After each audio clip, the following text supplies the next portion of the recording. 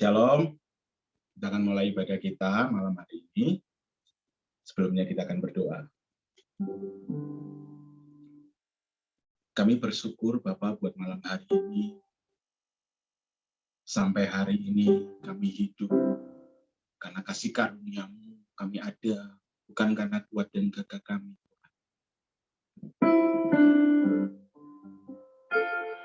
Malam hari ini sebelum kami memulai pelajaran kami, izinkan kami menyenangkan hati Tuhan lewat pujian kami.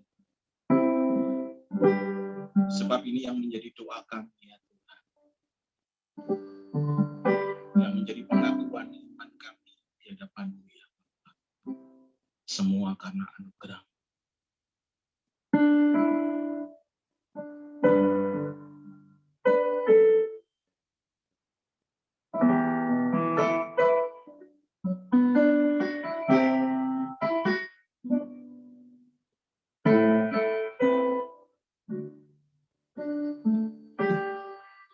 Ku hidup karena anugerah,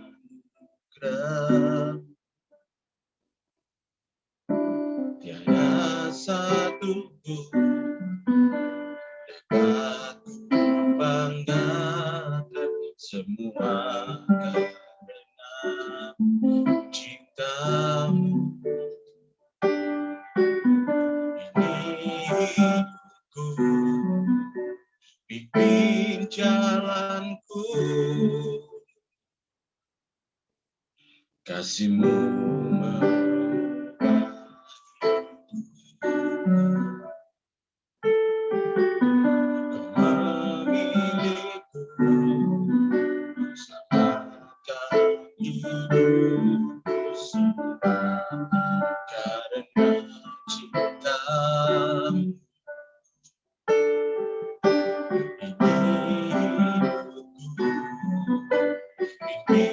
Jalanku,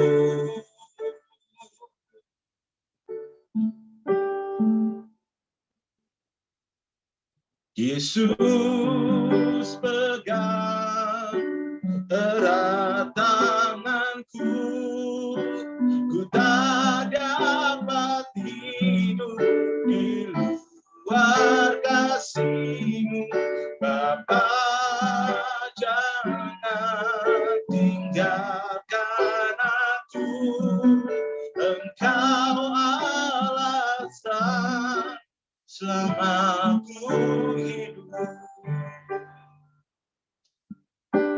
Hanya Engkau alasan bagi kami untuk kami hidup, Tuhan. Dan malam hari ini kami meninggikan Engkau. Ku hidup karena anugerah,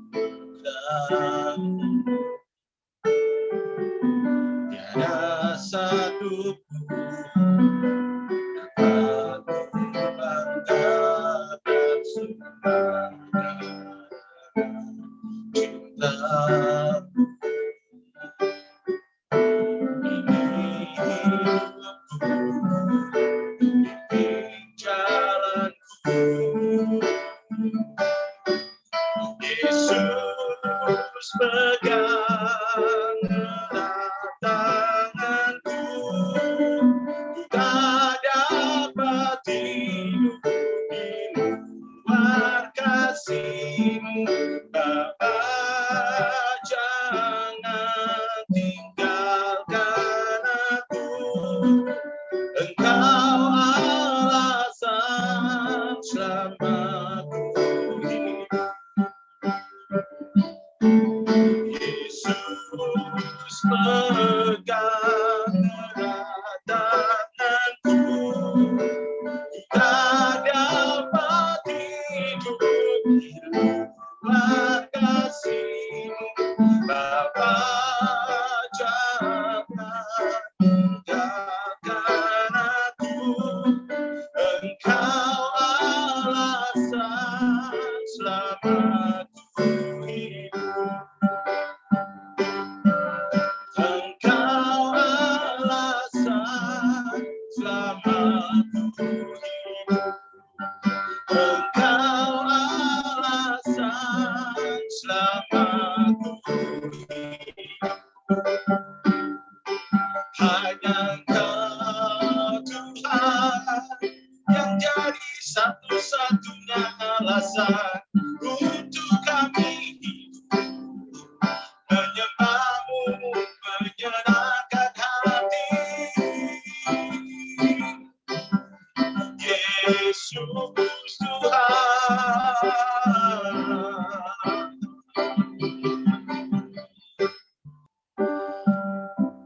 kalaupun kami mati, itu adalah keuntungan bagi kami. Tetapi kalau kami hidup, artinya hidup kami harus menghasilkan yang bisa Tuhan nikmati. Hidup kami boleh membawa dampak bagi kemuliaan nama. Untuk itu setiap apapun yang kami kerjakan, kami mau kerjakan, agendanya cuma satu, ya Tuhan. Menyenangkan hatimu, ya Bapak. Menyenangkan hatimu. Kalau ku hidup bagimu, hatiku tetap menyembahmu. Dunia tak bisa menjauhkanku dari kasih-Mu.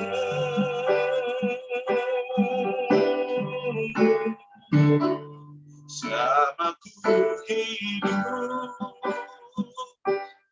hidup bagimu, mataku tetap memandangmu. Dunia tak bisa menjauhkanku dari kasih-Mu.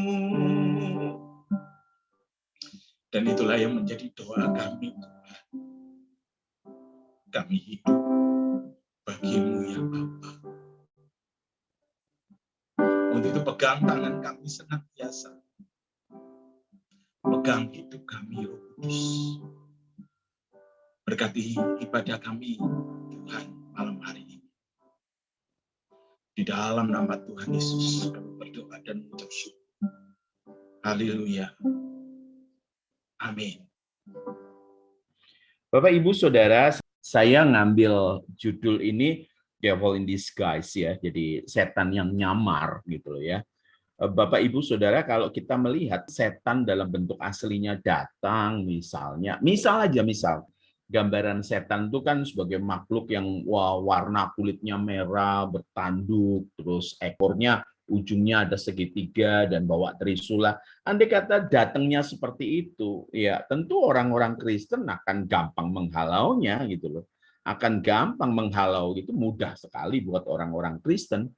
Makanya hanya setan yang bodoh yang datang dalam wujud aslinya. Dan kali ini kita akan mempelajari yang advance, yang berhasil membuat banyak orang Kristen itu terpleset dari jalannya Tuhan. Kita buka 2 Korintus 11 ayat 3-4. Dasarnya itu. Ini ditulis oleh Rasul Paulus dengan kecermatan yang sangat tinggi, kepekaan yang sangat tinggi, ya. Kata firman Tuhan seperti ini, tetapi aku takut, ya. Sekelas Rasul Paulus berani bicara dengan jujur, berani berkata gini, aku takut loh. Ya. Jadi Rasul Paulus tidak takut dengan penganiayaan. Rasul Paulus tidak khawatir dengan orang Kristen pada zaman itu. Ketika harus berhadapan dengan penganiayaan, dia tidak takut. Ya, kuasa kegelapan, penganiayaan, kemiskinan, ketelanjangan, bahkan kedukaan, ya, itu sama sekali tidak membuat Rasul Paulus takut. Tetapi yang ditakutkan oleh Rasul Paulus seperti ini. Kalau pikiran kamu disesatkan. Nah, ini loh. Ya, saya pernah bicara pada Bapak Ibu Saudara bahwa setan yang paling besar itu tidak tinggal di pohon, tidak tinggal di rumah tua, danau, hutan, gua, you can name it lah, semuanya yang serba mengerikan itu nggak tinggal di situ. Kita tuh dipengaruhi oleh film-film Hollywood, ya, atau film-film Thailand, film Jepang, film Indonesia yang horornya itu mengesankan bahwa rumah tua dan lain sebagainya. Padahal setan yang paling tinggi itu tinggalnya di mana? Di pikiran. Nah, dari kesetiaan kamu yang sejati kepada Kristus. Sama seperti Hawa dipedayakan oleh ular itu dengan kelicikannya. Jeli sekali Rasul Paulus memberi highlight bahwa apa? Hawa jatuh karena dia tidak teliti dengan apa yang diucapkan oleh ular. Sebenarnya kalau mau sebelumnya aja ketika berhadapan dengan setan, dia langsung menghindar, tidak memberi kesempatan untuk bercakap dengan ular itu selesai. Tetapi ketika dia memberi kesempatan kepada setan itu untuk bercakap dan menanamkan idenya, nah ini yang paling bahaya. Menanamkan idenya, itu yang sangat berbahaya. Sama seperti Hawa diperdayakan oleh ular itu dengan kelicikannya. Sebab kamu sabar saja, nah ini loh, orang Kristen ini permisif. Kalau kita toleransi dengan agama yang lain, itu toleransi, Bapak Ibu Saudara. Itu enggak apa-apa, karena memang seperti itulah untuk kita yang sebagian besar hidup di Indonesia, kita mesti toleransi. Tetapi kalau untuk iman kekristenan kita, kalau toleransi itu keluar. Tapi kalau dengan iman kekristenan kita yang ke dalam, kita sebenarnya tidak boleh sabar. Jika ada seorang datang memberitakan Yesus yang lain, nah, ada 3 bagian yang di sini, dan memberikan kepada kamu roh yang lain daripada yang telah kamu terima atau Injil yang lain. Nanti kita kupas di dalamnya ya. Yesus yang lain, Yesus ya tetap pakai nama Yesus, ya tetap pakai nama Yesus Hamasia Adonai, tetapi bukan begitu loh. Kalau saya kenal yang namanya Yohan Wijaya, ya modelnya seperti itu, potongannya seperti itu, rambutnya seperti itu. Tetapi ketika ada orang yang ngaku-ngaku saya Yohan Wijaya, dan suaranya beda, mukanya beda, rambutnya beda, tiba-tiba dia ngomong, saya Yohan Wijaya. Tentu bukan Yohan Wijaya yang ini. Nah ini sama Yesus diberitakan di atas mimbar. Tetapi kalau kita teliti, kita akan tahu bahwa itu Yesus yang lain. Ya, memberikan kamu roh yang lain dan Injil yang lain. Dan kalau kita pelajari sungguh-sungguh, kita akan tercengang. Ya, saya highlight saudara, 2 Korintus 11 ayat 3, tetapi aku takut kalau pikiran kamu disesatkan dari kesetiaan kamu yang sejati. Jadi, sasarannya kesetiaan kamu yang sejati itu dibelokkan. Satu ya, memberitakan Yesus yang lain, memberikan kamu roh yang lain, dan yang ketiga, Injil yang lain. Bapak, Ibu, Saudara, lihat ya, pertumbuhan rohani dan kualitas jemaat tergantung dari isi pengajaran yang disampaikan pembicara di dalam gereja. Saya ulang, pertumbuhan rohani dan kualitas jemaat tergantung dari isi pengajaran yang disampaikan pembicara di dalam gereja. Makanya hati-hati sekali untuk memilih pembicara. Karena pembicara ini kita mesti screening sungguh-sungguh. Nah, untuk kita yang sudah jadi pembicara, ada ayat firman Tuhan. Yakobus 3 ayat 1. Saya tuliskan, saudara-saudaraku, janganlah banyak orang di antara kamu mau menjadi guru.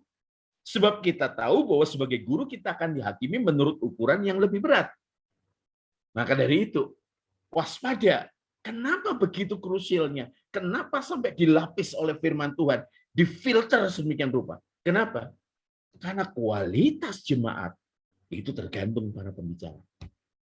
Ya, saudara jangan katakan hubungan pribadi dengan Tuhan, tetapi dengarkan, apa yang dia makan, apa yang mereka makan, apa yang disampaikan, apa yang dihidangkan, apa yang dipersiapkan oleh pendeta, oleh pembicara tersebut, itu menentukan kualitas jemaat yang dalam gereja. Di Matius 16 ayat 6, Tuhan Yesus berkata kepada mereka, dituliskan, berjaga-jagalah dan waspadalah terhadap ragi orang Farisi dan Saduki. Tuhan Yesus pernah mengingatkan ini dengan luar biasa. Kalau kita periksa, Tuhan Yesus memperingatkan kita atau jemaat pada saat itu untuk berjaga-jaga sehubungan dengan betapa bahayanya pengaruh jahat yang merusak pikiran. Memberikan sebuah benchmark tertentu. Ya, orang Farisi dan Saduki itu memberi benchmark tertentu yang sedemikian rupa. Sehingga mereka menentukan ini yang rohani, ini yang enggak rohani. Nah, ragi orang Farisi dalam teks Matius 16 ayat 6 itu menunjuk pada apa? Pengaruh negatif melalui pengajaran, bukan hanya pengajaran. Kalau kita melihat pembicara, itu mungkin satu paket. Makanya ada seorang pembicara muda, wah orang-orang bilang itu pembicara bagus, tetapi kalau kita ngerti firman Tuhan, yang dia ngajar itu hyper grace. Bahaya sekali. No, saya katakan gitu. Itu hyper grace. Nah, nggak tahu adik-adik saya dari Apostolos hadir di sini nggak? Saya katakan gini, ketika memberikan daftar nama untuk ulang tahun kelompok namanya Apostolos, mereka memberikan nama-nama. Saya bicara dengan mereka, ini bukan pembicara, adikku. Ini itu influencer. Ini Instagram. Maaf ya, beberapa di antara mereka bahkan beli follower yang ada di Instagram. Mereka selegram atau sele TikTok lah istilahnya. Karena mereka hanya tampil kelihatan, tetapi sebenarnya apa yang disampaikan nggak ada isinya. Ya, ini yang paling bahaya orang-orang muda kita. Itu tertarik sekali dengan yang namanya selegram. Makanya dalam teks ini, ragi orang Farisi menunjuk pada pengaruh negatif melalui pengajaran dan sikap hidup yang ditujukan para rohaniawan palsu. Ini yang bahaya, saudara. Bahaya sekali. Ini ibarat kalau sebuah kaleng racun dikasih label di kalengnya, di kemasannya, racun itu nggak apa-apa. Tetapi sangat berbahaya. Kalau kaleng racun dikasih label susu atau dikasih label makanan. Yang orang Surabaya kan pasti tahu toh biskuit Kongguan. Nah, seringkali kan ketika kita buka kita berharap ini Kongguan, ternyata isinya apa? Rengginang. Istrinya rengginang. Malah di beberapa tempat dikasih apa? Alat-alat kayak mur, paku ditaruh di situ. Itu bisa membuat kekecewaan yang luar biasa. Seperti itu. Siapa sangka kita duduk di gereja, kita duduk di sebuah persekutuan. Kita ini selalu menganggap bahwa apa yang disampaikan oleh pembicara itu adalah firman Tuhan. Kita tidak pernah memfilter. Dan apalagi dengan label tidak boleh menghakimi. Padahal kalau kita periksa kata-kata jangan menghakimi, pada perikop yang sama dikatakan apa? Hakimilah dengan adil. Kalau kita lihat teman kita misalnya kalau di Jakarta nih, saya naik KRL, saya lihat teman saya sedang dicopet, saya teriak, copet itu bukan menghakimi, itu mengingatkan teman saya yang sakunya sedang dirogoh atau tasnya sedang dirogoh oleh pencopet. Lain halnya kalau tukang copet tersebut ditangkap oleh orang rame-rame, itu juga bukan menghakimi. Itu mengamankan pelaku. Nah, tapi kalau sudah dimasukkan ke polisi, terus ditahan, apakah itu menghakimi? Enggak, belum menghakimi. Itu memproses, baru dihakimi ketika apa? Hakim. Kalau kita menyatakan kesalahan, menyatakan perbedaan, jangan selalu dikatakan gini, kok kayak mau menang-menang sendiri, kayak benar-benar sendiri. Saudara, kalau saya misalnya, mami saya Manado, saudara. Istri saya itu ngerti masakan Manado. Lidah saya itu ngerti masakan Manado yang autentik. Woku misalnya, saus cakalang, itu tahu autentik. Tiba-tiba ada orang dari tempat mana gitu nggak ngerti, dia bilang ini woku, bukan woku. Ngerti ya? Itu bukan woku, itu bukan saus gitu loh. Kayak Semi suka rawon misalnya. Semi kan suka rawon sekali gitu loh ya. Dan dia tahu rawon yang enak. Rawon itu keluaknya apa, ini apa, semuanya enak. Komposisinya jelas. Tapi ketika ada orang dari Norwegia ngaku bahwa apa, saya bisa masak rawon, ini rawon. Semi protes. Ngerti ya Bapak Ibu Saudara? Kalau kita belajar kebenaran firman Tuhan, kita nyatakan ini bukan firman Tuhan, itu bukan mau menang-menang sendiri. Tetapi kita tahu kebenaran. Nama saya Sony Suryawan, Michael Sony Suryawan. Kalau nama saya diganti jadi Sony Saryawan, protes. Ngerti nggak? Nah, seperti itulah. Nah, pastikan ya, jangan pernah beri label pada ajaran yang menyimpang sebagai firman Tuhan. Coba lihat foto yang ada di samping saudara. Seorang namanya Rinrada Turapan. Ini seorang transgender dari Thailand yang amat sangat terkenal. Ada seorang pria yang sampai rela menceraikan istrinya, meninggalkan anaknya demi dia. Ada ditanya, Pak Michael Sony, ini jenis apa? Laki bukan? Perempuan bukan? Nah, nggak bisa saudara. Walaupun sudah dioperasi, seperti apapun, tetap dia laki-laki. Apalagi saya lihat foto laki-lakinya. Nah, seperti itulah kebenaran firman Tuhan. Saudara berani melabel nih. Rin Rada Turapan, ini sebagai perempuan, teman saya pernah jatuh dengan salah satu ladyboy di Thailand gara-gara mabuk. Dia nangis ke saya, nangis hebat. Karena seumur hidup dia tidak pernah berbuat kesalahan. Seumur hidup dia tidak pernah berzina, tidak pernah nonton video porno, tidak pernah alkohol satu tetes pun. Sekolahnya pun sekolah agama. Tahu saudara, waktu di Thailand dia mabuk dan tidur dengan salah satu ladyboy. Dia nangis ke saya, dia katakan apa? Semuanya seperti asing. Tapi dia apa? Dia tetap laki-laki. Nah, sama seperti itu, Bapak Ibu Saudara. Nah, 2 Timotius 4 ayat 3 sampai 4. Hati-hati dengan pembicara yang melabeli apa yang mereka sampaikan sebagai firman Tuhan. Padahal bukan. Rasul Paulus memperingatkan ribuan tahun dengan perkataan ini. Karena akan datang waktunya. Orang tidak dapat lagi menerima ajaran yang sehat. Mereka menganggap ajaran sehat itu boring. Makanya kaget seorang gembala, full timernya itu dicek. Ketika ditanya apa itu baptisan, apa itu keselamatan, mereka nggak tahu semua. Mereka nggak bisa jawab. Tetapi selegram Kristen, coach-coachnya, mereka hafal. Serem nggak? Disuruh doa Bapa kami. Nggak ada yang hafal. Apalagi pengakuan iman rasuli. Nah, ini perhatikan sungguh-sungguh ya. Nah, tidak lagi dapat menerima ajaran yang sehat. Mereka nganggap boring dan buat ngantuk. Tetapi mereka akan mengumpulkan guru-guru menurut kehendaknya untuk memuaskan keinginan telinganya. Makanya kalau ada seorang murtadin, orang dari Islam masuk Kristen, waduh buru-buru dikelilingin.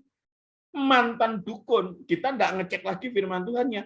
Pokoknya di mimbar dianggap sebagai firman Tuhan, padahal isinya bukan firman Tuhan. Kesaksian, saya ngerti karena saya dulu juga berasal dari sana. Dan tahu saudara, dunia itu penuh penipuan. Dunia itu penuh penipuan, saudara. Makanya kalau kita dengar ex-dukun yang masuk Kristen, terus kemudian dia menceritakan pengalaman-pengalamannya, sehingga ayat-ayat firman Tuhan, kebenaran firman Tuhannya tertutup. Ini yang bahaya. Ya, mengumpulkan guru-guru menurut kehendaknya untuk memuaskan keinginan telinganya. Mereka akan memalingkan telinganya dari kebenaran dan membukanya bagi dongeng. Makanya kalau lihat ada orang-orang berdoa seperti ini, ada seorang berdoa gini dalam khotbah, saya berdoa sungguh-sungguh. Saya gedor pintu surga pagi, siang, sore, dan malam. Saya gedor pintu depan surga, nggak didengar. Saya akan gedor pintu belakang, nggak didengar. Pintu samping saya gedor. Setelah itu samping kanan saya gedor. Pokoknya biar bagaimanapun. Kalau nggak apa namanya, kalau doa saya nggak dijawab, saya akan puasa. Saya akan buat ribut surga. Itu kan repot. Ini kan orang seperti gini kan apa, saudara? Kebanyakan nonton Hercules, nonton apa mitologi Yunani, atau kalau orang Indonesia kenapa? Pewayangan. Kan ngeri saya ke Kristen gitu. Saya dengar sendiri. Kalau saya nggak dengar, saudara bisa nganggap saya bohong. Saya dengar sendiri. Dia bicara seperti ini. Cek, kamu kan punya akses lewat pintu belakang. Nanti ya, di depan nggak ditemuin sama Tuhan. Lewat pintu belakang saja, Cek. Langsung tembus ke meja kerja Bapak. Ada loh di Indonesia seperti ini, ya. Bu Sabrina yang dari Malaysia jangan geleng kepala. Itulah Indonesia. Ada yang seperti itu. Tahu saudara, ngeri saya. Yang modelin Rada Turapan secara teologi itu laku keras. Saya enggak ngerti ada orang-orang Kristen yang kelihatannya dekat sama Tuhan. Terus dikatakan apa? Satu ketika saya bangun pagi, saya mau ke gereja. Terus saya buka lemari, saya minta Roh Kudus, Tuhan, baju yang warna apa yang saya pilih? Saya kan bingung, saudara. Yang gini ini ditiru sama jemaat. Kita buka 2 Korintus 10 ayat 4-5. Kalau kita lihat potensi serangan iblis yang laten, yang sangat berbahaya, yang merusak kekristenan dari dalam, ditulis di sini. Sayangnya ayat ini dibelokkan oleh hamba-hamba Tuhan Klemek. jadi sesuatu yang berbeda. Karena senjata kami dalam perjuangan bukanlah senjata duniawi. Saya ngeroh, saudara. Tetapi yang ini kebablasan. Dikatakan bukanlah senjata duniawi. Yang dilakukan apa? Mereka peperangannya pakai bahasa roh. Mulai kapan setan bisa ngerti bahasa roh? Yang ngerti bahasa roh itu hanya Tuhan sendiri. Tahu saudaraku yang terkasih, orang-orang ngusir setan, bakar gitu pakai bahasa roh. Saya bingung. Saya sampai ngomong Indonesian please. Bahasa Indonesia. Kenapa? Setannya nggak ngerti bahasa roh. Setan bisa ngerti semua bahasa, kecuali satu. Bahasa roh. Melainkan senjata yang diperlengkapi dengan kuasa Allah. Perhatikan kata perkatanya. Yang sanggup untuk meruntuhkan benteng-benteng. Ayat 5. Kami mematahkan setiap siasat. Siasat ini pakai otak. Dan merubuhkan setiap kubu yang dibangun oleh keangkuhan manusia. Untuk menentang pengenalan Allah, kami menawan segala pikiran. Ini medan peperangannya. Ini medan pertempuran. Yang akan menentukan apakah seseorang dapat dikuasai Tuhan atau setan. Ini pijakannya. Ya, pikiran adalah sebuah tempat di mana terdapat pangkalan. Apakah pangkalan untuk Tuhan atau pangkalan untuk iblis? Teman saya cerita, dia ikut klub fotografi. Salah satu kegiatan fotografi adalah apa? Mereka jalan untuk hunting moment untuk dipotret. Salah satu yang kaget saya adalah ketika dia katakan apa? Kami ngundang model yang bugil. Dia katakan apa? Untuk ngusir ketelanjangan itu, bugil itu dari pikirannya. Tidak cukup 1-2 bulan. Panjang sekali. Makanya jangan main-main. Pria-pria, ingat kata firman Tuhan, Tuhan Yesus ngomong ini, jika kamu melihat wanita dan mengingininya, kamu sudah berzina. Berzinanya di mana? Jadi kita tuh nggak bisa bermain-main di sini. Kalau kita nggak ngisi firman Tuhan, kalau nggak ngisi pikiran kita dengan firman Tuhan, kita ada dalam bahaya. Ya. Kalau seorang tidak memahami kebenaran, maka ia akan menciptakan figur Allah. Ini yang bahaya. Apalagi kalau hamba Tuhan. Orang yang tidak memahami kebenaran, kenapa tidak memahami? Karena tidak baca kebenaran, nggak baca Alkitab. Dia baca Alkitab, tetapi tidak bergumul di dalamnya. Yang terjadi adalah apa? Ia akan menciptakan figur Allah. Para hamba-hamba Tuhan yang gara-gara aktif saja, dia person yang aktif di gereja, langsung dikasih jabatan. Setelah itu kemudian karena dia fasih bicara, karena dia lancar berbicara, maka dia diberi jabatan untuk apa? Mbak firman Tuhan. Maka yang terjadi adalah apa? Dia ciptakan figur Allah dalam pikirannya yang menurut dia itu ideal. Ini juga masuk dalam kelompok orang-orang yang apa? Yang tidak bertumbuh secara rohani. Anak-anak, kalau kita waktu masih kecil ya Bapak Ibu Saudara. Contoh ya, kalau kita ngomong, oh mama baik, karena kita dikasih sesuatu, kita dikasih coklat, ya kita dikasih es krim. Tapi kalau sampai umur 17 tahun, 20 tahun, kita masa tetap ngomong mama baik perkara itu? Enggak. Mama baik karena mama kuliahkan saya. Mama baik juga, mama beri saya tanggung jawab untuk saya selesaikan. Umur 21, saya mesti lulus. Seperti itu. Itu baru mama baik. Tapi kalau sudah umur 30, mama baik tentu berbeda. Nah, banyak orang-orang Kristen, kita nyebut Tuhan baik adalah apa? Tuhan yang menjawab doa. Coba berapa banyak doa kita nggak dijawab. Tapi kalau pada saat doa kita tidak dijawab, dan kita tetap mengatakan, Tuhan baik, kita sedang bertumbuh. Makanya orang-orang yang menciptakan figur Allah dalam pikirannya, yang menurut dia ideal, mereka itu mengaku berdialog, mengaku ngobrol dengan Tuhan. Padahal sebenarnya mereka berdialog dengan apa? Tuhan ciptaannya sendiri. Yang ada di mana? Pikiran. Saya dengan istri saya sering konseling orang. Yang paling bahaya adalah apa? Orang kalau sudah ngobrol dengan dirinya sendiri. Dan inilah yang paling ngeri. Saya kasih contoh. Ada salah satu orang yang saya kenal. Diundang ke satu rumah pengusaha. Pengusaha ini adalah orang Kristen baru. Tentunya karena orang Kristen baru, dia bawa pengaruh dari kepercayaannya yang semula.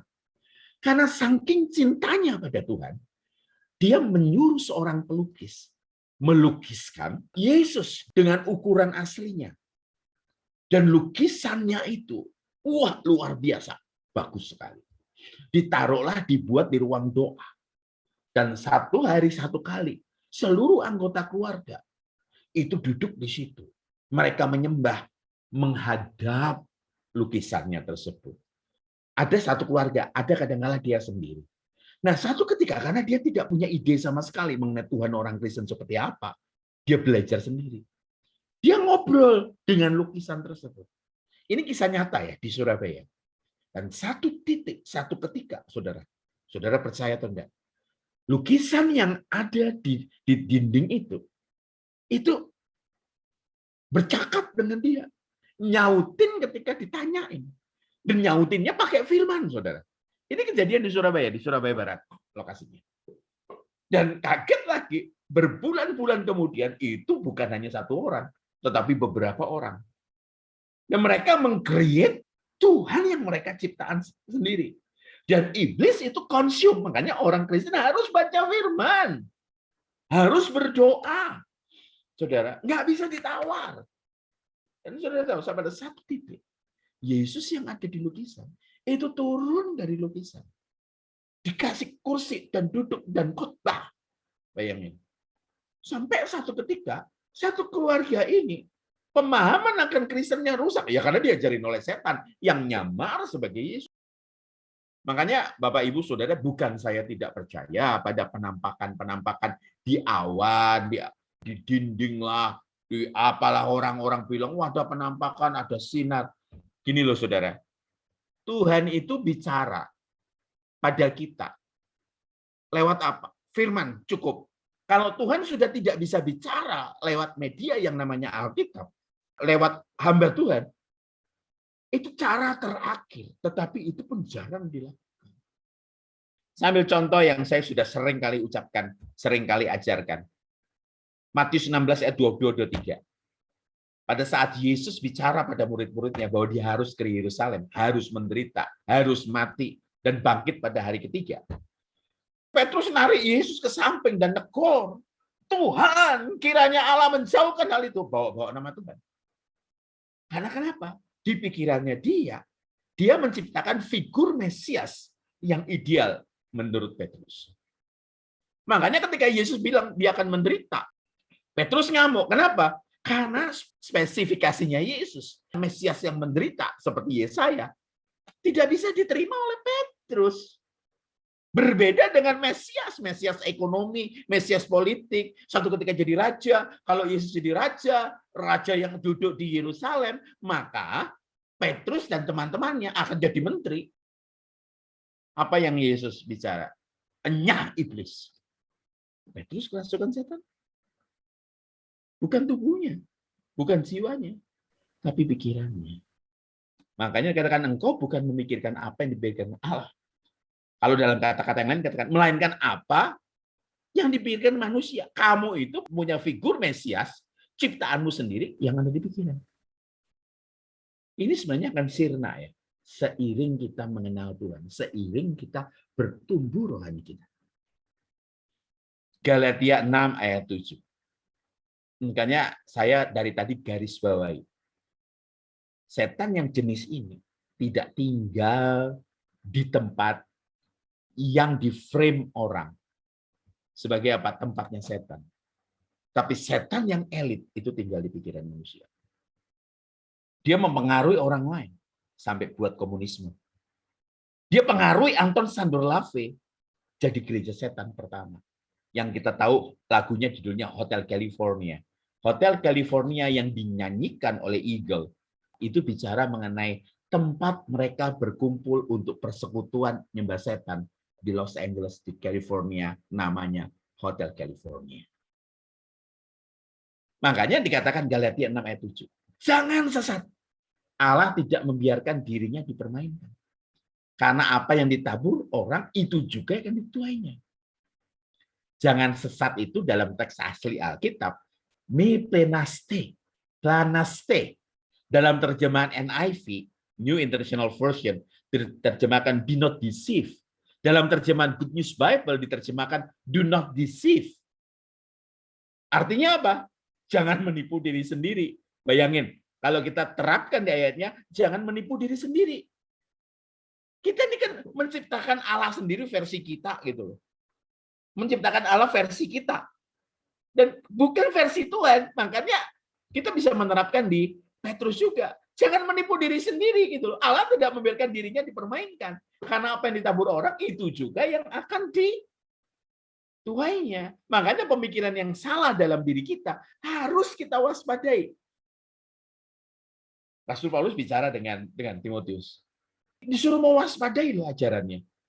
Artinya suruh mencurigai ajarannya. Kenapa? Jangan-jangan sudah melenceng.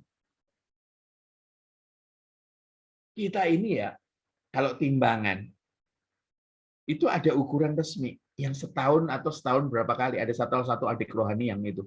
Dilihat, ditala, supaya persis 1 liter itu 1 liter. 1 kilo itu 1 kilo.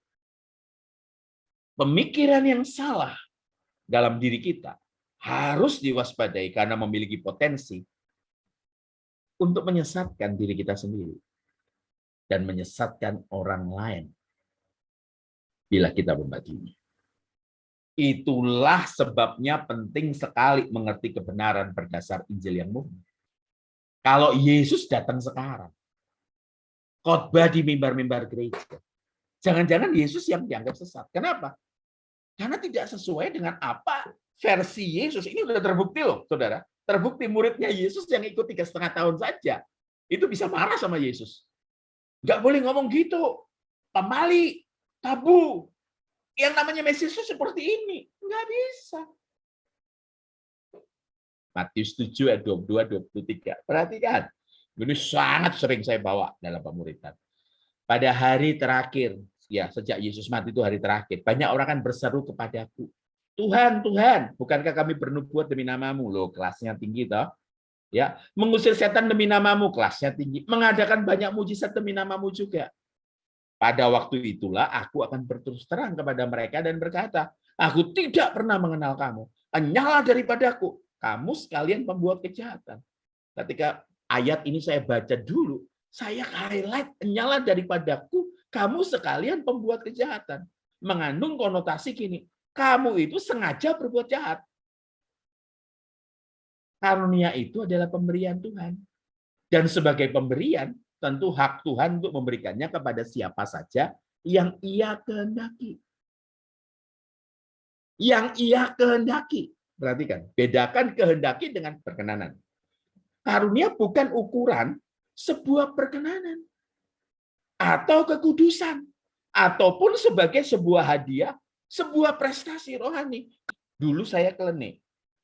Kalau saya ngelakoni atau menjalankan ritual tahap 1, saya dapat ini. Tapi kalau kekristenan tidak seperti itu. Saudara dapat karunia mujizat. Kalau saudara bisa puasa 1 tahun, enggak seperti itu.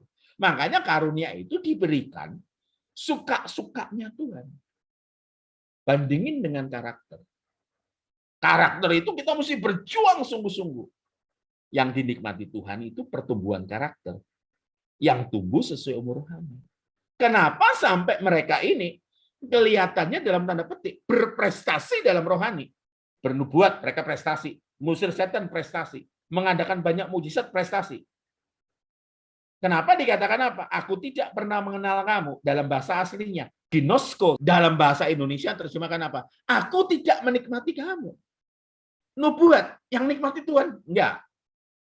Mengusir setan yang nikmati Tuhan? Enggak. Mujizat yang nikmati Tuhan? Enggak. Yang Tuhan nikmati apa? Karaktermu menjadi seperti Yesus. Itu yang dituntut. Bukan kau doing miracles.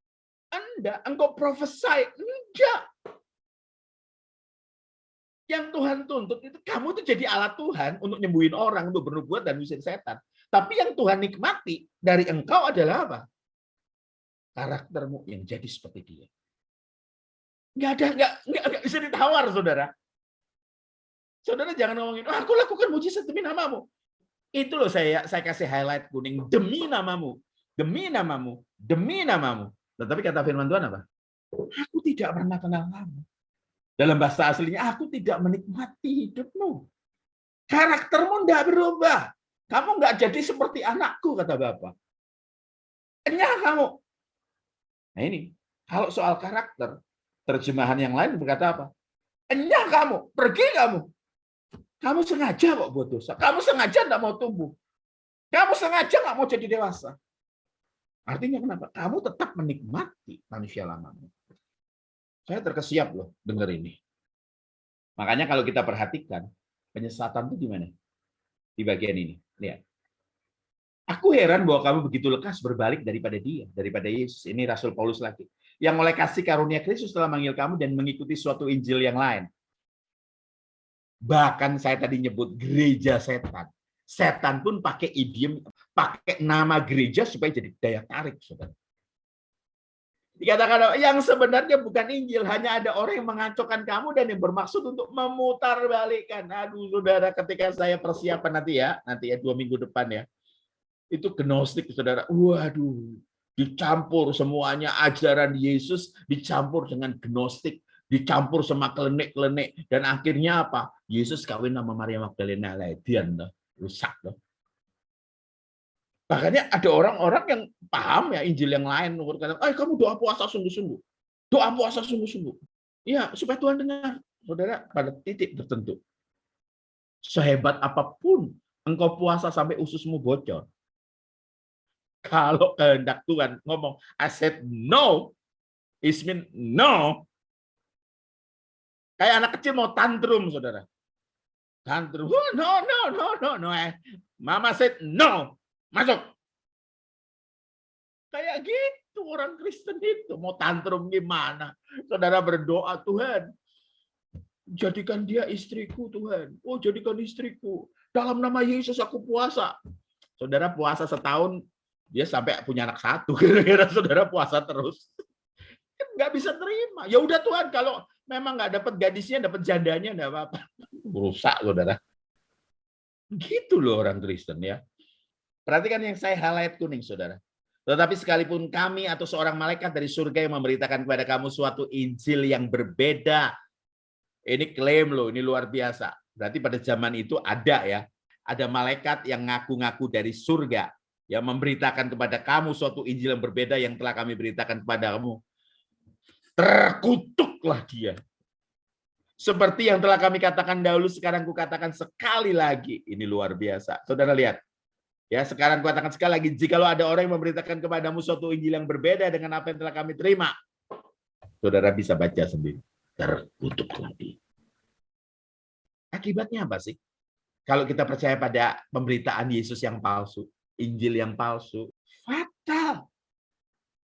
Kata disesatkan dalam teks aslinya, tare. Dari akar kata petero, yang berarti menghancurkan atau merusak. Perhatikan. Kalau kita periksa, kata kesetiaan berasal kata haplotetos, dari akar kata haplotes, yang artinya kesederhanaan. Kata kesetiaan itu ya artinya apa? Kesederhanaan, ketulusan, kejujuran, bahasa Inggrisnya simplicity, sincerity, and frankness. Kata haplotes menunjukkan sikap hati yang seharusnya dimiliki oleh setiap orang yang percaya kepada Yesus. Karena sikap inilah yang nampak dari pribadi Yesus. Makanya pengajaran Yesus yang palsu, Injil yang palsu, itu apa saudara? Menghancurkan, merusakkan kesederhanaan, ketulusan, kejujuran. Artinya gini, menghancurkan target untuk menjadi keserupaan dengan Yesus. Jadi waktu Yesus di dunia, saudara, bekerja 3,5 tahun atau sebelum dia bekerja 3,5 tahun, orang-orang itu melihat Yesus itu ada kesederhanaan, ada simplicity di dalam Yesus, ada ketulusan di dalam Yesus, dan ada kejujuran di dalam Yesus. Perhatikan, saudara, kesederhanaan, ketulusan, kejujuran. Kalau ini dirusak, orang tidak akan menemukan Yesus yang sejati, yang dapat dilihat dari apa? Perilaku hidup. Yang dikejar apa? Itu loh, bertentangan dengan kesederhanaan, ketulusan yang agung, sincerity yang agung, kejujuran, dan kekudusan. Nanti saudara akan temukan, kenapa sampai pengajaran prosperity itu merusak. Yang dirusak di prosperity itu kesederhanaan, ketulusan, dan kejujuran. Ajaran-ajaran yang menipu itu cenderung apa? Menurunkan Allah dari tatanya. Mendewakan manusia. Pokoknya itu pemimpin. Yang dilihat itu pemimpinnya, saudara. Yang diberitakan adalah apa? Naik turun beliau dari surga. Pengajaran mengenai Yesus yang benar tidak diajarkan. Makanya, kalau pemimpin yang khotbah, penuh. Wakilnya pemimpin yang khotbah, sepi. Menyangkal keberadaan dosa, saudara, perhatikan ini loh. Dosa itu sudah tidak diakui gitu loh. Atau meremehkan dosa. Tuhan ngampuni, tenang, nggak ada efeknya. Seolah-olah mereka kebal dosa. Nggak ada orang kebal dosa, saudara. Atau mendekadensi dosa.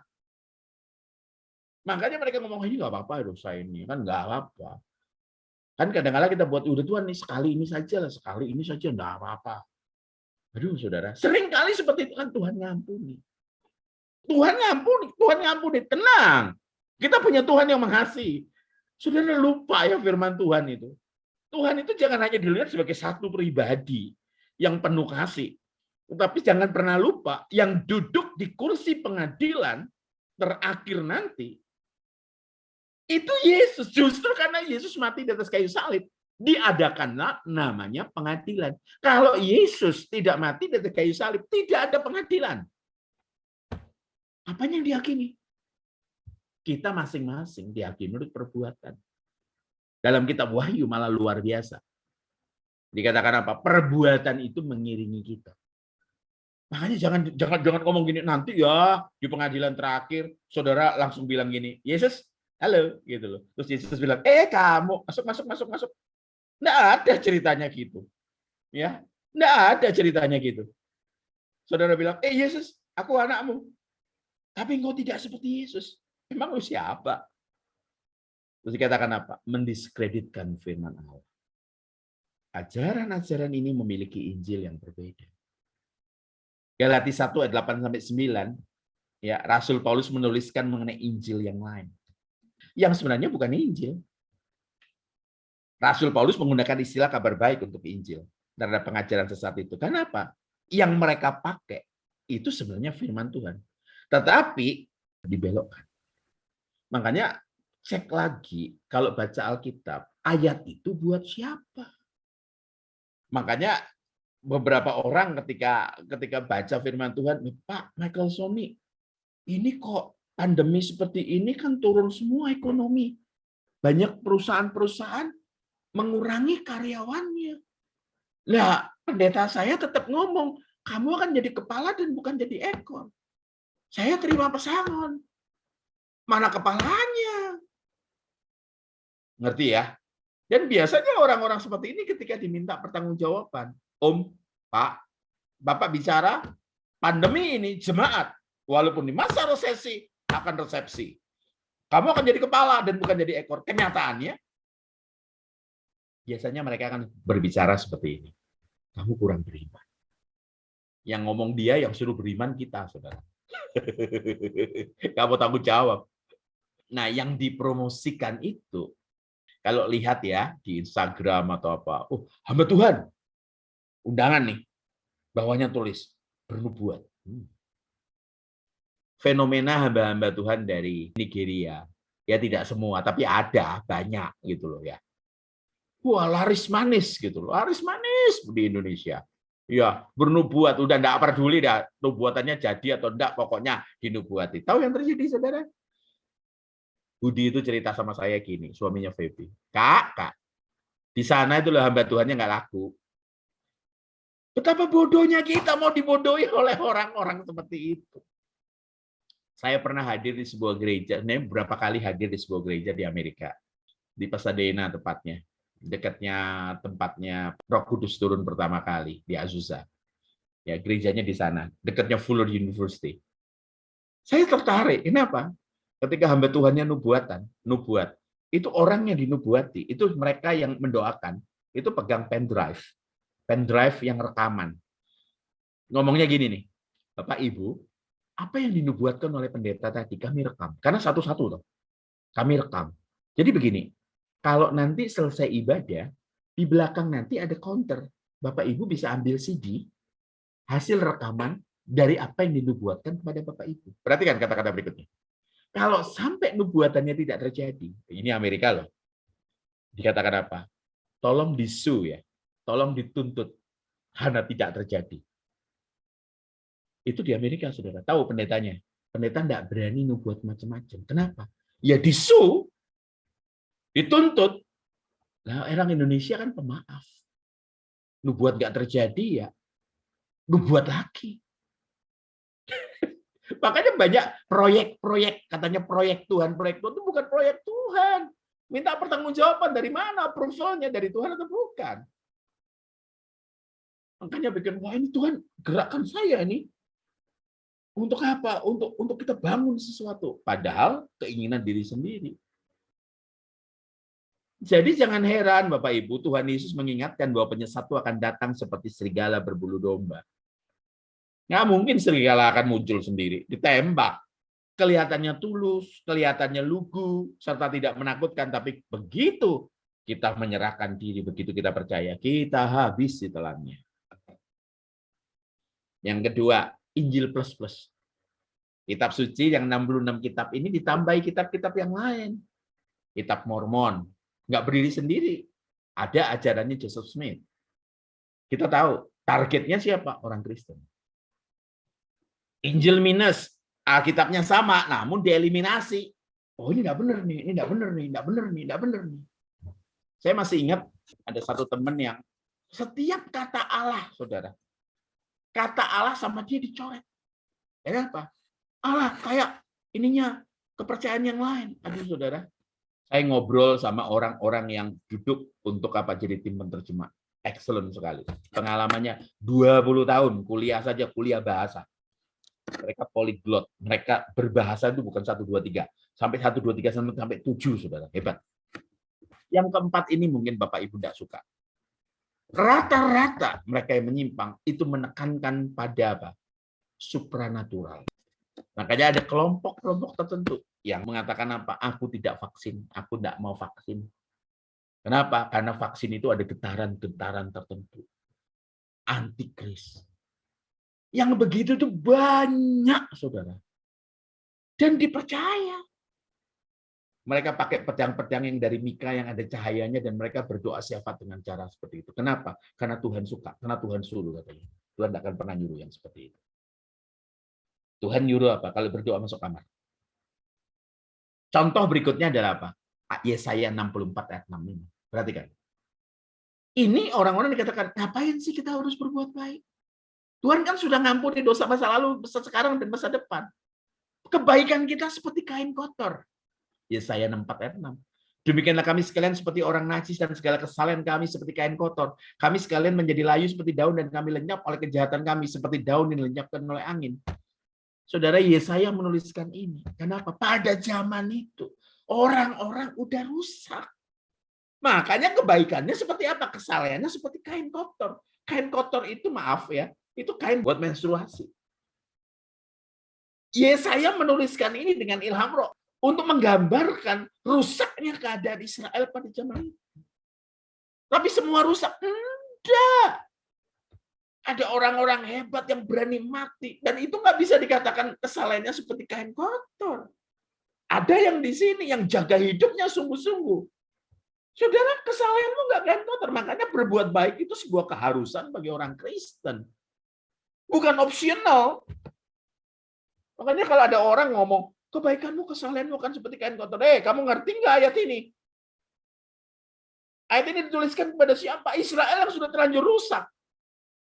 Kalau saya tulis dikatakan apa? 150 tahun kemudian setelah zaman Yosua, mereka mengalami kesusahan besar. Diperingatkan nggak bisa, dihajar sama Tuhan. Kita ini tidak meletakkan Tuhan Yesus itu pada tempatnya. Itu yang masalah besar. Tadi masih ingat toh? Saudara tahu, kesederhanaan, ketulusan itu hilang. Makanya ketika dikatakan, oh Tuhan mau kita kaya. Saudara, nggak ada orang tua yang mau anaknya nggak sukses. Tetapi tidak ada kekayaan yang gampang. Tidak ada kepintaran yang tanpa belajar. Tidak ada kekayaan yang tanpa kerja. Tidak ada sehat tanpa kita ngatur makanan dan kita olahraga. Orang Kristen itu gitu. Kenapa kadang-kala mujizat kesembuhan itu tidak begitu saja bisa turun? Kenapa? Orang tidak akan menghargai. Kita ini dikasih Tuhan aset yang namanya apa? Tubuh. Kita yang jaga. Kita yang mengelola. Malah Tuhan yang suruh apa? Tuhan, sembuhkan Tuhan, asam urat, kolesterol, gula darah. Kita yang jaga. Ini milik Tuhan. Hargai. Lanjut ya. Istilah Kristen itu sebenarnya berasal dari luar Kristen. Maksudnya mengecek, mengolok-olok para pengikut Yesus. Uniknya, kata sindiran Kristen atau pengikut Yesus ini justru diterima oleh orang Kristen secara legowo. Kenapa? Karena mereka merasa terhormat. Disebut apa? Sebagai pengikut Yesus. Ngalami kesederhanaan. Kesuciannya, kesederhanaannya, ketulusannya seperti Yesus.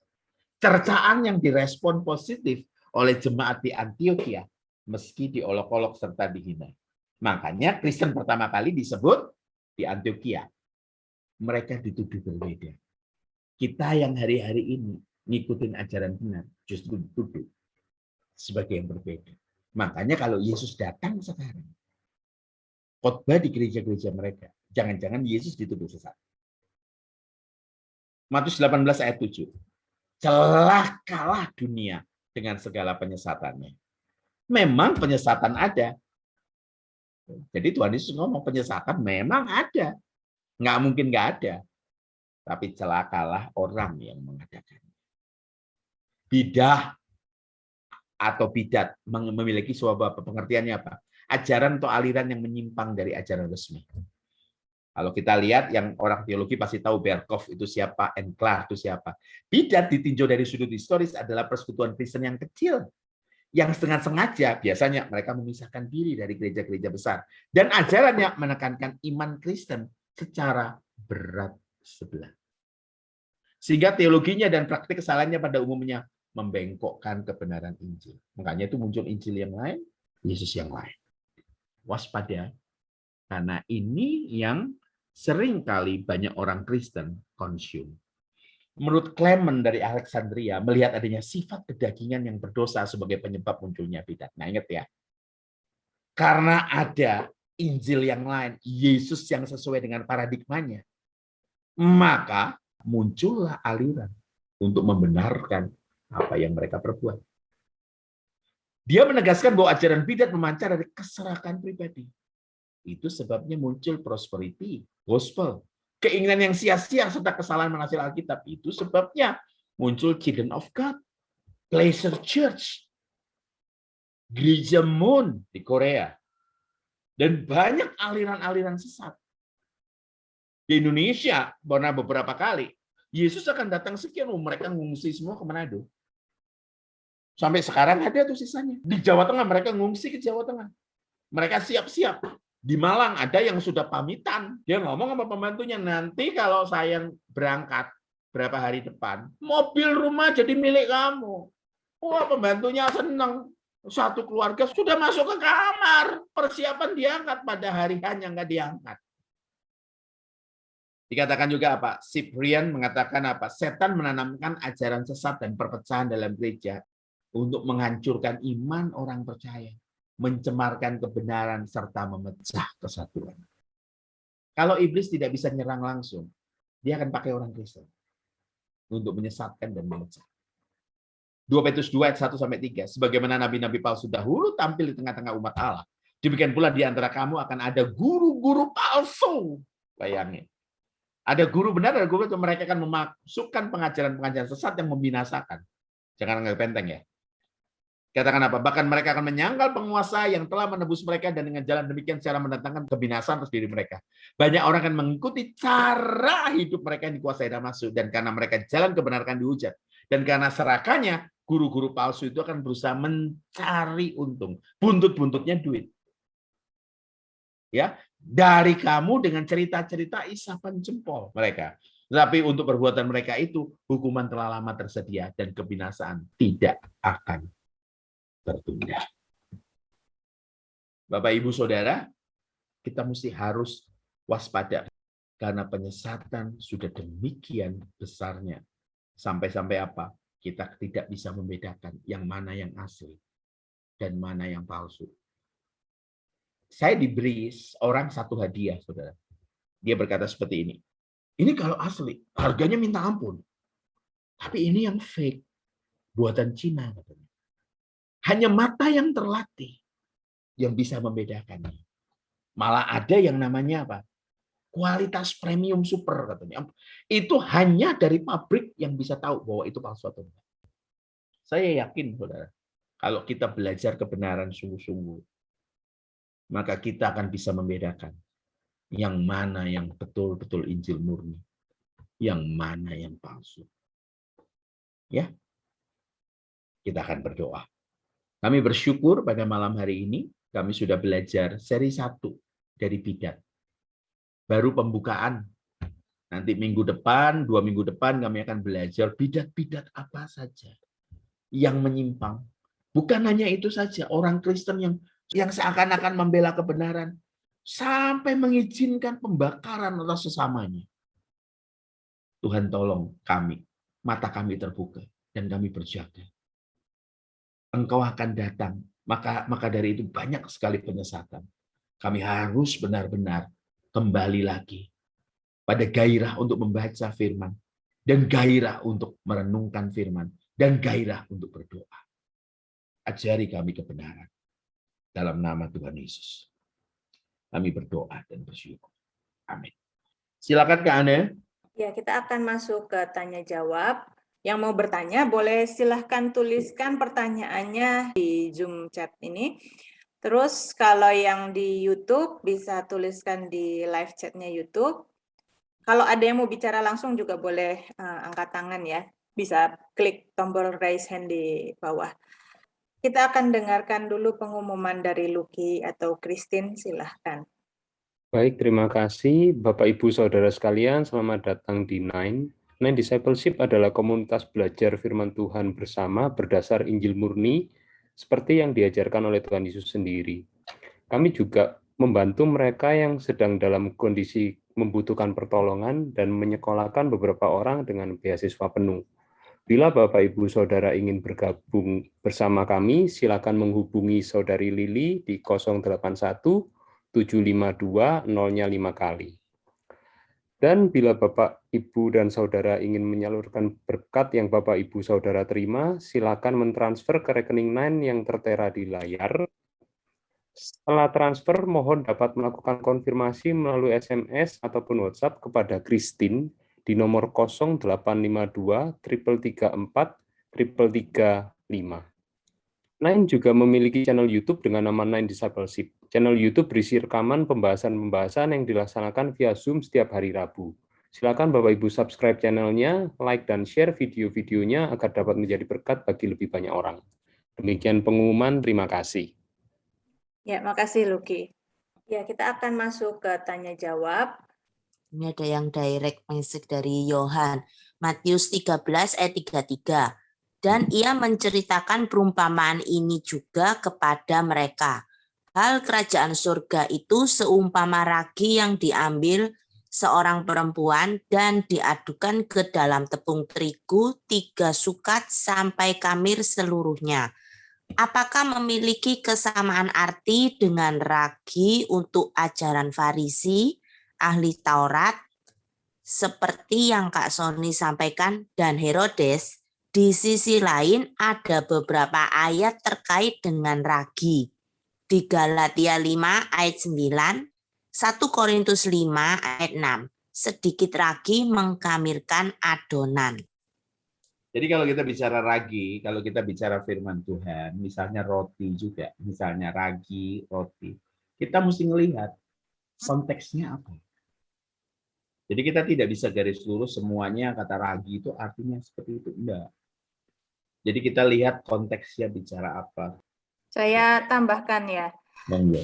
Ini kalau di Alkitab saya ini dijadikan satu dengan ayat 31 sampai 33 itu menjadi satu perikop. mulai ayat 31. Yesus membentangkan suatu perumpamaan lain lagi kepada mereka. Katanya, hal kerajaan surga itu seumpama biji sesawi yang diambil dan ditaburkan orang di ladangnya. Memang biji itu yang paling kecil dari segala jenis benih. Tetapi apabila sudah tumbuh, sesawi itu lebih besar daripada sayuran lain, bahkan menjadi pohon, sehingga burung-burung di udara datang bersarang pada cabang-cabangnya. Nah, Tuhan Yesus mengumpamakan kerajaan surga itu seperti biji sesawi. Biji sesawi itu biji yang kecil, tetapi bisa menjadi pohon mungkin besarnya sekitar seperti pohon jeruk ya, atau pohon apel yang di Batu, bukan apel yang di luar negeri ya. Nah, kira-kira seperti itu. Jadi, hal kerajaan surga itu dimulai dari sesuatu yang kecil, tetapi kemudian bisa berdampak besar bagi kehidupan yang lain. Nah, ayat yang ke-33 juga untuk menegaskan, Tuhan juga mengatakan perumpamaan ini. Dan ia menceritakan perumpamaan ini juga kepada mereka. Hal kerajaan surga itu seumpama ragi yang diambil seorang perempuan dan diadukan ke dalam tepung terigu 3 sukat sampai khamir seluruhnya. Jadi kerajaan surga dimulai dari sesuatu yang kecil. Ragi dalam suatu adonan, kalau biasa bikin kue atau bikin roti, ragi itu kan bahan yang sedikit gitu ya, bukan bahan utama. Bahan utamanya pasti yang banyak di situ terigu. Dari hal yang sedikit, dari hal yang kecil, bahkan mungkin tidak terlihat, tetapi ini menjadi berdampak besar, bahkan bisa berdampak bagi seluruh dunia. Itu maksudnya. Jadi kedua perumpamaan ini oleh penulis kitab Matius dijadikan satu. Mungkin Tuhan Yesus mengisahkan ini tidak bersamaan, tetapi sang penulis bisa menuliskannya bersamaan karena memiliki maksud yang sama, yang serupa. Bisa dilanjut pertanyaannya. Ada yang tanya dari Lani, penasaran biji sesawi itu seperti apa? Sebentar, saya ambilkan. Kelihatan ya. Sebenarnya saya. Nah, ini dia, Bapak Ibu Saudara, kecil sekali. Jadi bisa dikatakan kecil sekali. Nah, ada label harganya lagi, malu-maluin. Jadi, nah ini kecil sekali, lebih kecil daripada kacang hijau, kecil sekali. Itu biji sawi, tapi hanya dikasih tahu itu sebagai perumpamaan. Demikian. Nah, dari Quintari, Kak Sony, kalau sekarang di medsos kan sedang ramai mengenai nubuat Henok atau kitab Henok. Apa ini termasuk Injil plus juga? Kita mesti lihat dulu, Henok itu siapa sih? Anaknya Kain itu juga Henok loh. Coba periksa. Henok. Karena bisa tampilin dari situ, Kejadian 4 ayat 17. Kain bersetubuh dengan istrinya dan mengandunglah perempuan itu lalu melahirkan Henok. Ya. Kemudian Kain mendirikan suatu kota dan dinamainya kota itu Henok menurut nama anaknya. Kita loncat ya. Kejadian 5 ayat 24. 23 dulu, mundur sedikit. Nah, Henok ini kalau kita lihat ke atas lagi, Henok ini adalah anaknya Set gitu loh. Dan hidupnya apa? Enggak mungkin dia jadi penulis kitab ini. Karena menurut para ahli Alkitab, ini ditulis abad 2 sebelum Masehi. Ya, itu perakiraan. Henok itu sudah sebelumnya diangkat ke surga oleh Tuhan kita. Nah, itu sebabnya di kalangan para ahli disebut apa? Pseudo, ya, pseudo itu kan palsu. Grafia, artinya apa? Disebut sebagai hal yang palsu. Kitab ini kategorinya adalah pseudografia atau apa? Kitab palsu. Makanya ini ditulis sama sekali bukan oleh Henok. Padahal saudara ya, kita punya 66 kitab. Tidak di-quote sama sekali, tidak diambil sama sekali. Orang lebih ngambil satu kitab Henok yang disebut pseudografia. Para ahli Alkitab menaruh 66 kitab. Itu bukan dengan sembarangan. Seperti itu. Mungkin Anda mau tambahkan? Ya, memang di abad ketiga sebelum Masehi sampai abad ketiga setelah Masehi, sekitar masa intertestamental ya, setelah mereka kembali dari pembuangan, itu banyak sekali tulisan-tulisan pseudografa ini tadi, seperti yang dikatakan Kak Sony. Jadi mengambil nama orang yang terkenal Dia sendiri tulis, terus kemudian mengambil nama orang yang terkenal, supaya tulisan itu memiliki otoritas. Nah, kalau misalnya saya bikin tulisan, terus saya namanya Anne kan, nah, orang Indonesia, siapa yang mau beli buku saya? Tapi misalnya saya pakai nama Jokowi gitu. Nah, pasti orang Indonesia tertarik untuk melihat, untuk membaca. Dan jadi pada saat itu ada memang kebiasaan atau budaya yang seperti itu. Bukan bermaksud untuk menipu, tetapi memang budayanya pada saat itu memang seperti itu. Salah satu hasilnya adalah ya kitab Henokh ini. Ya, tapi bukan Henokh yang menulis kitab ini ya, pasti bukan Henokh yang diangkat ke surga maksudnya, bukan. Ya, tidak bisa dimasukin kanon. Itu rame gara-gara Nephilim, karena di dalamnya ada Nephilim. Nephilim itu ya kalau anak-anak Allah kawin sama anak manusia itu terjemahkan sebagai malaikat kawin sama anak manusia dan munculnya bangsa raksasa. Itu salah ya. Ya, oke, lanjut. Kak Sabrina. Shalom, Pak. Halo. Saya ingin banyak sih pertanyaan, tapi saya tanya satu aja dulu. Baik. Ya, ini banyak sebenarnya yang saya catat pertanyaan, tapi saya ingin tanya satu saja. Pengalaman saya ini begini. Saya ada satu teman sama-sama pelayanan. Ya, dan saya kenal dia, saya juga mengkagumi dia, saya hormat. Tapi satu kali dia buat pengakuan ke saya kalau ternyata dia lagi selingkuh, punya perempuan lainnya sampai udah punya anak ya. Nah, terus dia bilang begini, sekarang udah ketahuan sama istrinya mau cerai sama dia. Tapi dia bilang dia tidak mau cerai. Terus dia minta dibantu doa. Nah, pas saya bilang ya udah kalau kamu mau dibantu doa, saya juga tidak ada pengalaman untuk solusi karena bagi saya selingkuh itu tetap dosa. Jadi kalau kamu mau memperbaiki hubungan dengan istri, kamu harus tinggalkan selingkuhan kamu. Tapi alasannya dia karena sudah punya anak ya. Nah, sebenarnya isu saya begini, Pak. Ketika dia minta didoain, saya doain dia. Wah, dia berbahasa roh, Pak. Jadi kan ketika dia berbahasa roh, saya jadi serem. Karena, wah, pengertian saya tentang bahasa roh itu ternyata saya bilang udah salah ya. Kok bisa ya orang yang lagi dalam hidup seperti ini, kok bisa ya berbahasa roh? Saya bukan mau menghakimi dan saya bukan juga bilang oh saya lebih baik, tidak, tapi saya sebenarnya tertanya-tanya kok kenapa ya orang dia udah hidup dia seperti itu tapi kenapa dia bisa berbahasa roh? Itu Pak pertanyaan saya. Baik Bu Sabrina, terima kasih. Orang-orang itu berbahasa roh. Tentunya sumber dari bahasa roh ya tentunya Tuhan sendiri. Tetapi tidak bisa dipungkiri atau tidak bisa disangkali bahwa ada bahasa roh.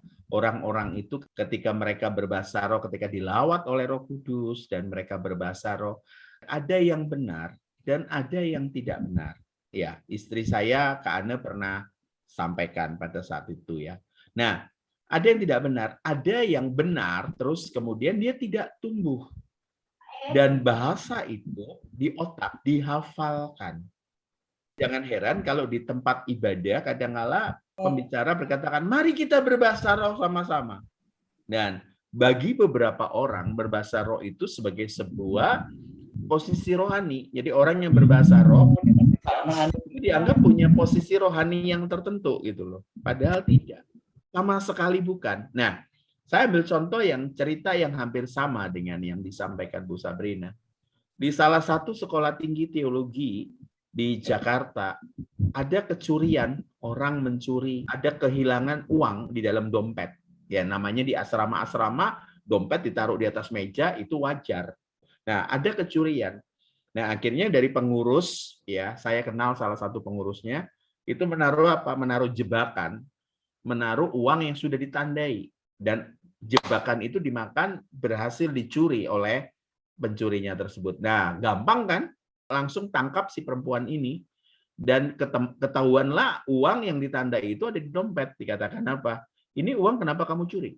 Dia bilang gitu. Oh, tahu yang terjadi pada saat ditangkap, sungguh Pak, sungguh saya tidak mencuri. Terus tidak lama kemudian gitu. Tanya. Sebenarnya dikatakan bernubuat loh. Usir setan. Melakukan mujizat. Mereka nganggap ini tekanan rohani, padahal bukan. Berbahasa roh itu juga seperti itu. Nah, inilah yang kita harus waspadai. Jangan-jangan tuh hanya ingatan yang ditaruh di dalam pikiran, hanya sesuatu yang dihafalkan, dan terjadi perulangan, hanya kata-kata kosong tanpa isi, yang menganggap bahwa Tuhan masih terhubung dengan dia, padahal Tuhan sudah tidak terhubung. Nah, pada saat dia berbahasa roh, dia hanya apa? Kebiasaan. Kebiasaan. Karena sudah terbiasa, lalu berdoa dia berbahasa roh. Mungkin dia tidak sedang memamerkan kepada Bu Sabrina, oh aku nih dekat sama Tuhan juga loh. Perbuatannya dia sudah menunjukkan. Kalau selingkuh ya, maaf, saya tidak memberikan kelas tertentu dengan perselingkuhan. Ya kalau udah selingkuh, ya saya pria ya. Kalau pria sendiri sudah tertarik sama wanita yang lain, itu saja udah salah. Apalagi sampai tidur bersama. Tidur bersama oke lah, orang katakan, oh tidur satu kali lah, itu kecelakaan. Kalau sampai punya anak, dan ini kan waktu yang lama, minta didoakan, pasti ada kesulitan untuk berpisah. Sulit untuk melepaskan. Nah ini kira yang seringkali jadi masalah. Jadi kalau bernubuat, ngusir setan dan melakukan mujizat saja, Tuhan bilang, aku tidak menikmati hidupmu. Apalagi dengan yang kamu berbahasa roh, tapi aku tidak menikmati hidupmu. Karena pada saat dia berbahasa roh, dia sudah dapat tropinya. Dipuji orang. Wah, kamu dekat Tuhan. Nah, padahal tidak. Ya, silakan lanjut. Pertanyaan dari Rudi Irawan. Sejauh mana kita dapat memberi label bidat kepada aliran atau gereja atau pengajaran lain yang kebetulan memiliki cara pandang terhadap nilai Kristiani yang kita percayai? Protestanisme yang kita ikuti pun juga merupakan bidat dari gereja Katolik. Bagaimana pendapat Kak Sony? Dari pertanyaannya Rudi ini, sejauh apa kita bisa memberi label bidat kepada aliran? Jawaban pertama saya kasih dari pandangan ilmu teologi. Contohnya gini, Pebimas Kristen membawahi gereja Pantekosta, Reform, Baptis di Indonesia ya. Tetapi Saksi Yehova tidak bisa masuk di bawah Pebimas Kristen. Saksi Yehova masuknya ke Departemen Sosial. Karena secara keilmuan itu ada aturannya untuk menunjuk ini Kristen atau bukan. Ini termasuk agama Kristen atau bukan. Dalam suatu perbedaan di antar gereja, pasti ada perbedaan. Nah, perbedaan itu bisa satu, dogma. Kedua, doktrin. Ketiga, pandangan. Saya akan jelaskan gini. Dogma ini dasar dari semua aliran disebut Kristen. Apa itu dogma? Dogma itu semua yang ada dalam pengakuan iman rasuli. Ya, tahu dong pengakuan iman rasuli, bukan pengakuan iman Nisea, Kalsedon dan sebagainya ya. Itu setelahnya. Tetapi yang pertama adalah pengakuan iman rasuli. Semua gereja yang mendasarkan atau semua denominasi yang mendasarkan imannya pada dogma ini, pada pengakuan iman rasuli ini, maka dia akan diterima sebagai Kristen. Tapi mungkin beda-beda ini ya, beda-beda denominasi. Pengakuan iman rasuli ini saya bacakan, aku percaya kepada Allah Bapa yang Maha Kuasa, Kaling langit dan bumi, dan kepada Yesus Kristus anaknya yang tunggal Tuhan kita, yang dikandung dari Roh Kudus, lahir dari anak darah Maria, yang menderita di bawah pemerintahan Pontius Pilatus, dan seterusnya ya. Nanti kepanjangan kalau saya bacain. Gampang nemu di internet ya. Nah, semua yang mengaku ini, percaya nggak sama Allah Bapa? Percaya nggak sama Yesus Kristus itu anak tunggal Bapa? Percaya nggak dia itu Tuhan kita? Percaya nggak dia itu mati di salib? Percaya nggak dia akan datang kembali menghakimi orang-orang yang hidup dan yang mati? Kalau percaya, ya sudah, berarti dia Kristen. ya sudah, berarti dia satu dogma. Dia dianggap Kristen. Entah misalnya pandangan tentang Tritunggalnya ini, misalnya Tritunggal yang berbeda jenjang, ya berbeda, oh Bapak itu yang utama, kemudian anaknya ini tidak setara dengan Bapak. Itu fair di pandangan teologi. Itu ada yang namanya misalnya Wayne Grudem. Ya, Wayne Grudem itu ahli teologi sistematika, buku-bukunya dipakai di sekolah-sekolah teologi. Tetapi dia punya pandangan bahwa nama pandangannya tuh ERAS, ERAS ya. Di Google aja sendiri. Jadi dia mengatakan bahwa Bapa itu lebih besar daripada Yesus Kristus. Dia punya dasar. Nah, it's okay. Bukunya Grudem dipakai di sekolah-sekolah teologi. Nah, kemudian yang kedua adalah doktrin. Orang Katolik pegang dogma pengakuan iman rasuli. Orang Protestan pegang. Orang Reform, Pentakosta, Baptis, Advent pegang ini. Tetapi kemudian doktrin. Nah, doktrin inilah yang membuat denominasi Katolik dan Protestan berbeda. Dengan Ortodoks juga berbeda. Dengan Protestan juga ada macam-macam. Itu adalah doktrin. Misalnya gini, orang Pentakosta percaya bahwa karya-karya Roh Kudus masih terus berlangsung. Orang Reform tidak percaya, itu hanya terhenti di zaman para rasul. Misalnya seperti itu doktrin, hal yang minor, bukan hal yang major. Dan itu tidak ada di pengakuan iman rasuli. Hal yang ketiga adalah pandangan. Ya, jadi kalau udah beda doktrin, jangan bilang, lu sesat, lu masuk neraka. Nggak boleh. Sebetulnya sama yang beda dogma juga kita nggak bisa bilang gitu kan. Sama saksi Yehova juga kita sebetulnya nggak bisa bilang seperti itu, nggak sopan gitu. Sebetulnya kita juga, apalagi kita ini misalnya di Indonesia ya yang berbeda agama, kita nggak bisa dong bilang sama orang yang berbeda agama, lu sesat, lu masuk neraka. Nggak bisa kita bilang begitu, itu ada etikanya. Nah yang ketiga adalah perbedaan pandangan. Saya kasih contoh yang gampang. Misalnya di GBI ya, yang besar di Indonesia, satu gereja yang paling besar di Indonesia. Pak Niko punya pandangan yang zaman dulu pernah dikonter sama Pak Ruben Adi sebagai ketua Departemen Teologi. Pak Niko percaya misalnya tentang, waktu itu saya lupa ya, kalau nggak salah tahun Ibrani dan soal Yobel besar dan segala macam. Dan kemudian saya lihat ada surat yang dikeluarkan oleh Pak Ruben Adi. Sama-sama di dalam satu denominasi. Tapi pandangannya bertentangan. Nah, itu soal pandangan, hal yang lebih minor lagi. Jadi ini adalah pandangan secara pribadi. Dia punya pandangan seperti itu. Nah, itu dari ilmu teologi. Tapi saya lebih suka untuk mengatakan suatu ajaran sesat atau enggak. Memang itu ajaran itu sesat atau enggak itu saya lebih senang dari sisi Alkitabiah. Apakah yang tadi enggak Alkitabiah? Oh ya pasti Alkitabiah juga. Cuma lebih praktisnya saya bilang gini. Kalau ajaran itu membiarkan excuse dengan dosa, karena dosa itu membuat orang masuk neraka, itu pasti sesat. Dah gampang gitu aja. Kalau ajaran itu misalnya excuse dengan dosa, misalnya boleh sinkritisme, membuat orang masuk neraka. Boleh, nggak apa-apa, kamu sudah diampuni. Tidak ada yang memisahkan kita dari kasih Kristus. Kristus sudah mati buat kita, sekarang kita merdeka dan boleh suka-suka berbuat apa aja. Misalnya, gimana dong kalau Kristen misalnya masih berbuat dosa? Oh ya nggak apa-apa, tidak ada yang memisahkan kita dari kasih Kristus.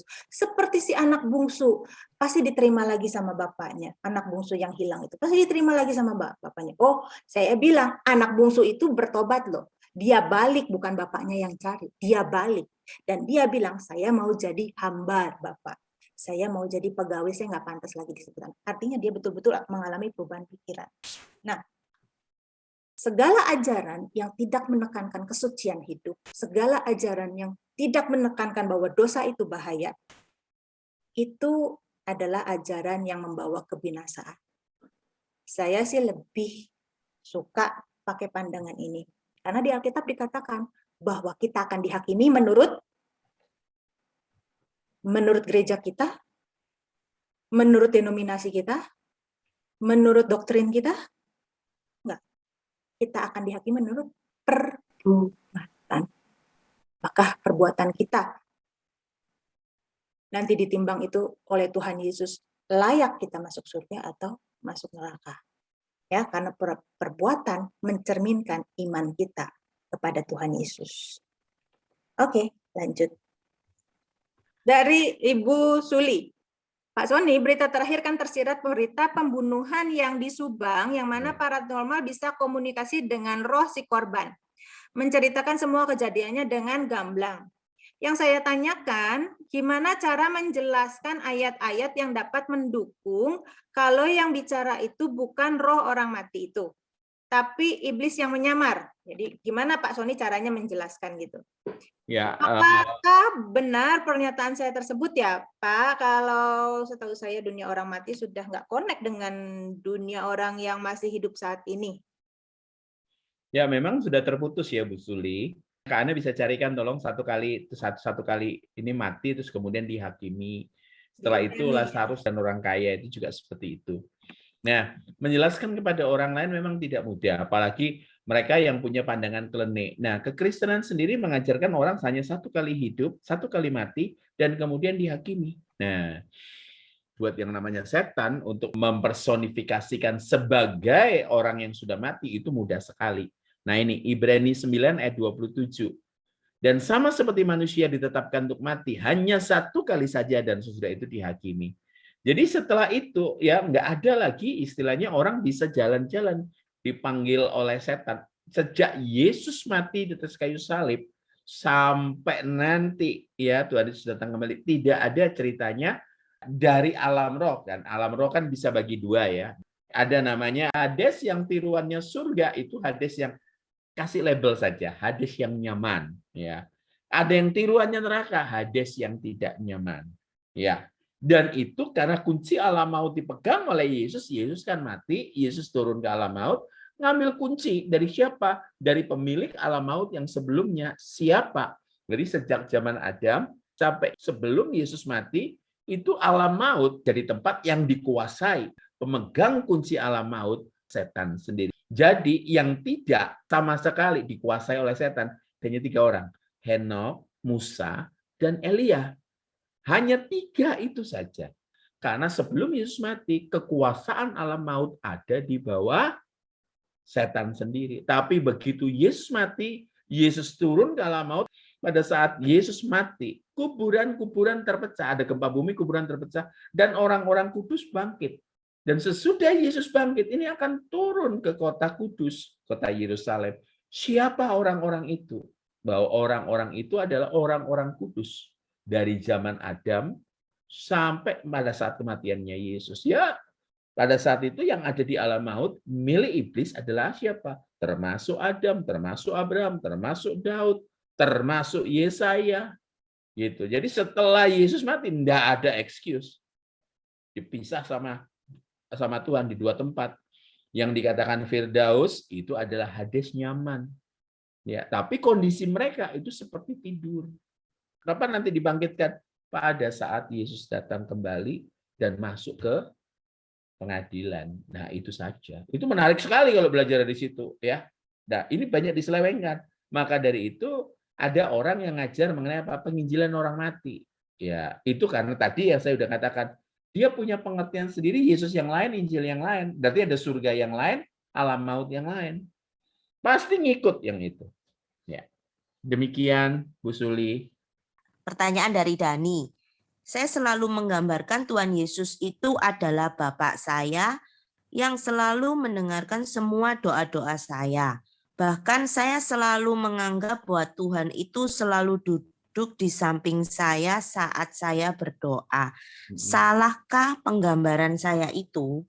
Penggambaran itu bisa membantu. Oleh sebab itu orang-orang Katolik, orang-orang Ortodoks itu pakai ikon, pakai lilin gitu ya, pakai gambar-gambar, pakai patung-patung. Itu sebetulnya untuk membantu mereka memusatkan konsentrasi. Tetapi gini, seiring dengan kita terus bergaul dengan Tuhan, sebetulnya kita nggak perlu lagi pakai penggambaran-penggambaran itu. Bahkan kalau kita sudah tambah mengenal Tuhan, imaging seperti itu tuh justru mengganggu.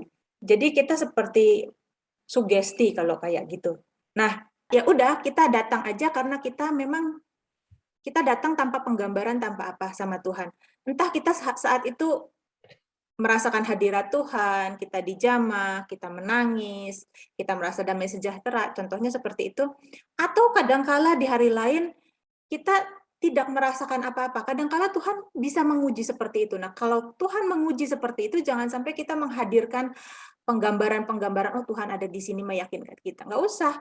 Tuhan mungkin sedang menguji kita. Apakah kita tetap setia walaupun kita tidak merasakan seperti ada roh yang menjamah kita, ada tangisan, ada sukacita, ada hal-hal seperti itu ya, misalnya contohnya orang Pentakosta itu kan seperti itu.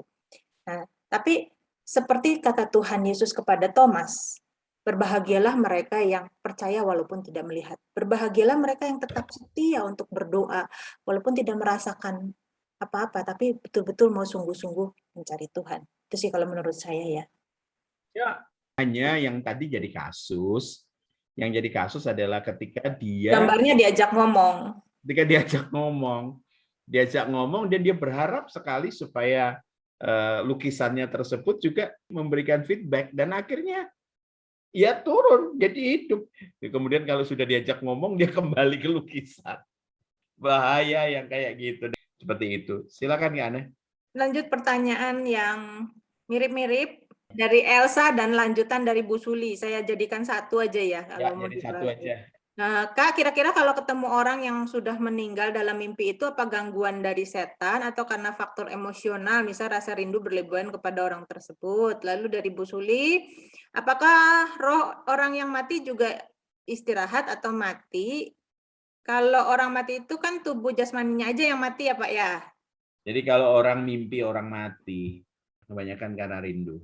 Jangan seperti, ya saya bilang orang Manado ya. Orang Manado itu, suku saya itu, kalau dimimpin orang mati gitu, mereka percaya bahwa harus nyekar, harus pergi ke kuburan.